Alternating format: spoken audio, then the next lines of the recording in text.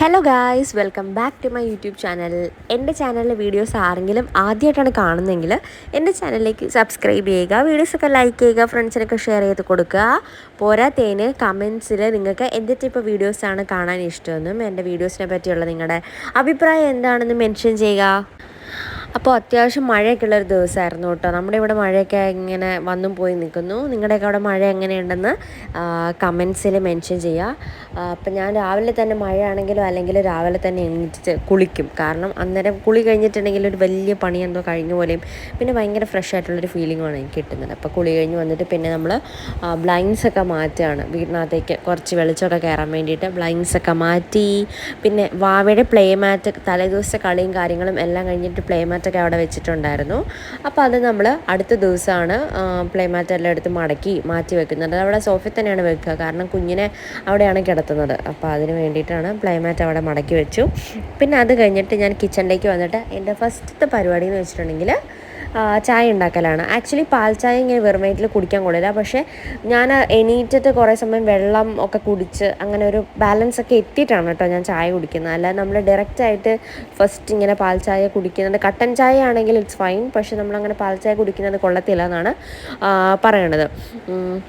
അപ്പം ഞാൻ ആദ്യം തന്നെ പാലൊക്കെ എടുത്ത് വെച്ചു. പിന്നെ എനിക്ക് ഇത് വെക്കാനുള്ള സോസ് പാനൊക്കെ കഴുകി വെച്ചേക്കുമായിരുന്നു. അപ്പം ഞാൻ ബാക്കിൽ ചെറിയ കിച്ചണിൽ വർക്ക് ഏരിയയിൽ പോയിട്ട് പാനും കാര്യങ്ങളും എല്ലാം എടുത്തിട്ട് വന്നിട്ട് ചായ വെക്കാനായിട്ട് പോവാണ്.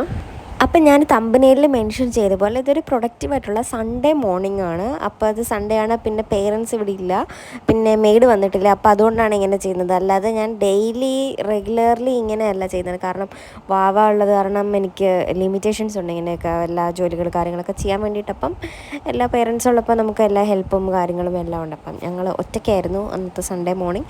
അതുകൊണ്ടാണ് ഇങ്ങനെ കുറച്ച് കാര്യങ്ങളൊക്കെ ചെയ്യണത്.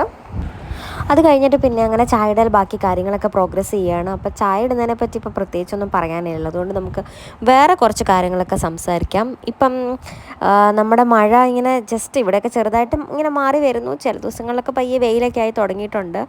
അപ്പോൾ ഈ പ്രാവശ്യം മഴ ഒരു ഭയങ്കര സീനായിരുന്നു. അതായത് ഫസ്റ്റ് ഷിരൂരിൽ ലാൻഡ് സ്ലൈഡ് ഉണ്ടായി, നമ്മൾ അർജുൻ ചേട്ടൻ്റെ ആ ന്യൂസൊക്കെ വന്നു കഴിഞ്ഞിട്ട് പിന്നെ പെട്ടെന്ന് ടി വിയിൽ അടുത്ത ന്യൂസായി വയനാട് ദുരന്തവും കാര്യങ്ങളൊക്കെ ആയിട്ട്. അപ്പം എന്താണെങ്കിലും നമുക്ക് പ്രാർത്ഥിക്കാം, അല്ലെങ്കിൽ നമുക്ക് എന്നാ ചെയ്യാൻ പറ്റുന്നത്?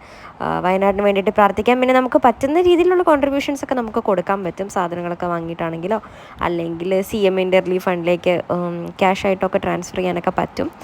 അതുപോലെ നമുക്ക് മറക്കാതെ ഇരിക്കാം ഇങ്ങനെ ഓരോ ദുരന്തങ്ങൾ സംഭവിക്കുന്നതും. അതുപോലെ തന്നെ അവരുടെ ഫാമിലീസിനെയൊക്കെ നമുക്ക് മറക്കാതിരിക്കാം, നമ്മുടെ പ്രേയേഴ്സിനകത്ത് ഇൻക്ലൂഡ് ചെയ്യാം. പിന്നെ അതുപോലെ ഇപ്പം നമ്മൾ വല്ലാണ്ട് അലട്ടുന്ന ഒരു സംഭവമാണ് മുല്ലപ്പെരിയാറിൻ്റെ ഇഷ്യൂ എന്നുള്ളത്. അപ്പം അതിനൊക്കെ എഗെയിൻസ്റ്റായിട്ട് നമുക്ക് നമ്മളെക്കൊണ്ട് പറ്റുന്ന രീതിയിൽ ഇപ്പം ഞാൻ ഈ വീഡിയോയിൽ ഇങ്ങനെ ജസ്റ്റ് മുല്ലപ്പെരിയാറിനെ പറയുന്നതുകൊണ്ട് എൻ്റെ വീഡിയോ കാണുന്ന വളരെ കുറച്ചാണെങ്കിൽ പോലും വ്യൂവേഴ്സിന് അതിൻ്റെ ഒരു സീരിയസ്നെസ്സും കാര്യങ്ങളും അല്ലെങ്കിൽ അതിന് ജസ്റ്റ് ഒരു റിമൈൻഡർ പോലെ അത് ആവുന്നുണ്ടെന്ന് കരുതിയാണ് ഞാൻ മുല്ലപ്പെരിയാറിൻ്റെ ഇഷ്യൂ ആണെങ്കിൽ ഇപ്പോൾ ജസ്റ്റ് മെൻഷൻ ചെയ്തത്. അപ്പോൾ എന്താണെങ്കിലും എൻ്റെ ചായടൽ ഇത് കാര്യങ്ങളൊക്കെ കഴിഞ്ഞു. പിന്നെ ബ്രേക്ക്ഫാസ്റ്റിന് വേണ്ടിയിട്ട് ഞാൻ പ്ലാൻ ചെയ്തിരിക്കുന്നത് ഗോതമ്പ് ദോശയാണ്. ഗോതമ്പ് ദോശ പണ്ടൊക്കെ അമ്മ എനിക്ക് വീട്ടിലുണ്ടാക്കി തരുമ്പം എനിക്ക് ഒട്ടും ഇഷ്ടമില്ലാത്ത സാധനമായിരുന്നു ഗോതമ്പ് ദോശ. അപ്പോൾ ഞാൻ അമ്മയോട് ഗോതമ്പ് ദോശയാണെങ്കിൽ ഞാൻ അമ്മയോട് ചോദിക്കും, എന്താ അമ്മ വേറെ ഒന്നും ഉണ്ടാക്കാൻ കണ്ടില്ലേ എന്ന് ചോദിക്കും. അല്ലെങ്കിൽ ഗോതമ്പ് ദോശ ഉള്ള ദിവസങ്ങളിൽ സെപ്പറേറ്റ് ആയിട്ട് പൊറോട്ട വാങ്ങിച്ചിട്ട് അത് കഴിക്കുന്ന ശീലങ്ങളൊക്കെ എനിക്കുണ്ടായിരുന്നു. പക്ഷേ ഞങ്ങൾ ഒറ്റയ്ക്ക് താമസം തുടങ്ങിയതിന് ശേഷം ഗോതമ്പ് ദോശ എന്നൊക്കെ പറഞ്ഞാൽ എനിക്ക് സ്വർഗ്ഗമാണ്. എന്നെ പെട്ടെന്ന് ഗോതമ്പ് ദോശ ഉണ്ടാക്കാൻ പറ്റുന്നത് ഒരു ഈസി ആയിട്ടുള്ള തട്ടിക്കൂട്ട് ബ്രേക്ക്ഫാസ്റ്റ് അല്ലെങ്കിൽ സമയമില്ലാത്ത ദിവസങ്ങളിലൊക്കെ എത്രയും പെട്ടെന്ന് ഉണ്ടാക്കാൻ പറ്റുന്ന ഫുഡാണ് ഗോതമ്പ് ദോശ. അപ്പോൾ ഇന്നും അതുപോലെ തന്നെ ഞാൻ ഗോതമ്പ് ദോശയാണ് പ്ലാൻ ചെയ്തിരുന്നത്. ഗ്രീൻ പീസും പൊട്ടറ്റോയും കറി വെച്ചിട്ട് തലേ ദിവസത്തെ കറി ഫ്രിഡ്ജിലുണ്ടായിരുന്നു. അപ്പോൾ അതെടുത്ത് ചൂടാക്കേണ്ട കാര്യമുള്ളൂ. അപ്പോൾ ചൂടായിട്ട് ഗോതമ്പ് ദോശ ചുട്ടെടുത്തു. പിന്നെ ഇടയ്ക്ക് ഞാൻ വാവേനെ പോയി നോക്കുന്നുണ്ട്, വാവ ഉറങ്ങുമല്ലേ എന്നൊക്കെ. അതിനുശേഷം വാഷിംഗ് മെഷീനകത്ത് തുണിയൊക്കെ കിടപ്പുണ്ടായിരുന്നു. ആ തുണിയൊക്കെ എടുത്ത് വിരിച്ചിട്ടു. പിന്നെ അത് അപ്പോഴത്തേക്കും 10 മണിയായി. പിന്നെ മടക്കാനുണ്ടായിരുന്ന തുണിയും കാര്യങ്ങളൊക്കെ മടക്കി വെച്ചു. അപ്പോൾ ഇത്രയും കാര്യങ്ങളാണ് ഇന്നത്തെ ഒരു വീഡിയോയിലുള്ളത്. ഇതൊരു കുഞ്ഞി സൺഡേ മോർണിംഗ് ആണ്. അടുത്ത വീഡിയോയിൽ കാണുന്നവരെയും